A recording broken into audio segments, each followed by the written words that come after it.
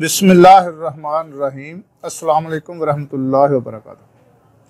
नाज़रीन, मैं हकीम खालिद महमूद नक्शबंदी मुजद्दिदी एक नई वीडियो के साथ हाज़िर हूँ।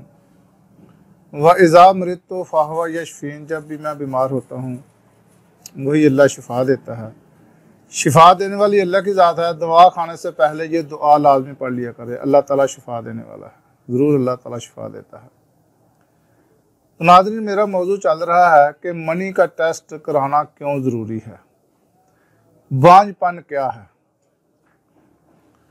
उसकी वजह यह है कि जब कोई जोड़ा बगैर किसी वजह के 1-2 साल तक तौलीदी तल्लुकात कायम रखने के बावजूद औलाद की नेमत से महरूम रहे तो कहा जा सकता है कि बांझपन की तशख़ीस की जाए। इस सिलसिले में मनी का लेबॉरेटरी टेस्ट कराना ज़रूरी होता है। उससे अंदाज़ा हो जाता है कि मर्द ठीक है या इसमें भी बांझपन है। कई दफ़ा ऐसा होता है कि मर्द में भी बांझपन होता है और औरत में भी बांझपन होता है। बांझपन जिसे तिब्ब में इनफर्टिलिटी और स्टीरिलिटी कहा जाता है, ये दोनों का मतलब बांझपन ही है। लेकिन इसमें फ़र्क ये है, इनफर्टिलिटी जो होती है इसमें दोनों यानी कि तल्लुकात रखने के बावजूद हमल नहीं ठहरता,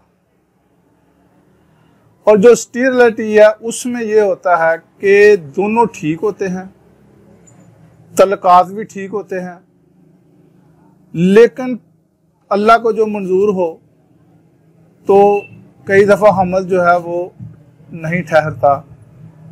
इसको भी बांझपन में शामिल किया जाता है, लेकिन असल में बांझपन ये है नहीं है।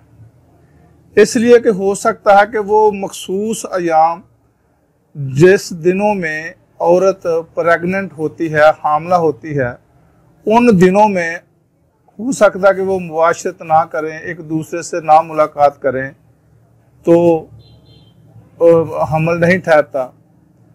तो दूसरी सूरत जो है वो इनफर्टिलिटी, उसमें दोनों में से एक या दोनों भी बांझपन हो सकते हैं। इसलिए इनका अगर सबसे पहले मर्द का टेस्ट करा लिया जाए तो उससे अंदाज़ा हो जाता है कि मर्द में नुक्स है कि नहीं है। अगर तो मर्द में नुक्स नहीं है तो फिर जो है ना उसके पार्टनर का, उसके साथी का, उसकी बीवी का टेस्ट कराया जाए। उसके टेस्ट तो काफ़ी होते हैं।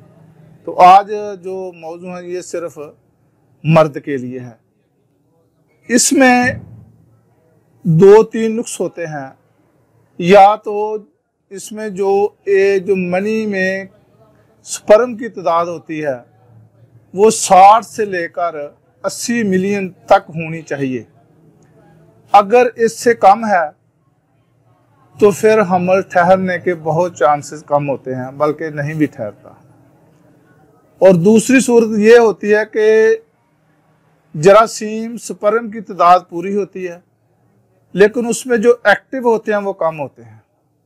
एक्टिव भी जो है ना ये 55% या 60% होने चाहिए, तो उसमें 60 से 70% या 80% हों तो फिर हमल ठहरने की सलाहियत बहुत ज़्यादा होती है। कई दफ़ा ऐसा भी होता है कि अगर 50% भी हों तो उसमें भी अल्लाह ताला अपना करम कर देता है, वो उसमें भी ठहर जाता है। और तीसरी वजह यह होती है कि अगर पस सेल ज़्यादा है तो फिर भी हमल नहीं ठहरता। इसलिए ज़रूरी है कि पहले मर्द का मनी का टेस्ट करा लिया जाए ताकि उसमें पता चल सके कि इसमें नुक्स किस जगह पर है। जो मौजूदा दौर है वो मर्द अपना टेस्ट कराने से घबराते हैं, और वो बेचारी जो ख़वातीन होती हैं उनको इतनी ज़्यादा दुआएं दी जाती हैं कि वो अगर पहले बीमार नहीं भी है तो फिर वो दुआएं इस्तेमाल करके जो वो मज़ीद जो है ना उसका निज़ाम बिगड़ जाता है। इसलिए ज़रूरी है कि पहले मर्द का टेस्ट किया जाए, कराया जाए। उससे पता चल जाता है कि मर्द में कोई नुक्स है या नहीं है। अगर नहीं है तो कोई बात नहीं है, उस बेचारी अकेली को क्यों कसूरवार ठहराना है। तो इससे ना इलाज कराने में या करने में बहुत आसानी हो जाती है। इसलिए ज़रूरी है कि मर्द का टेस्ट पहले कराया जाए। खुदा हाफिज़। अस्सलाम वालेकुम रहमतुल्लाहि व बरकातहू।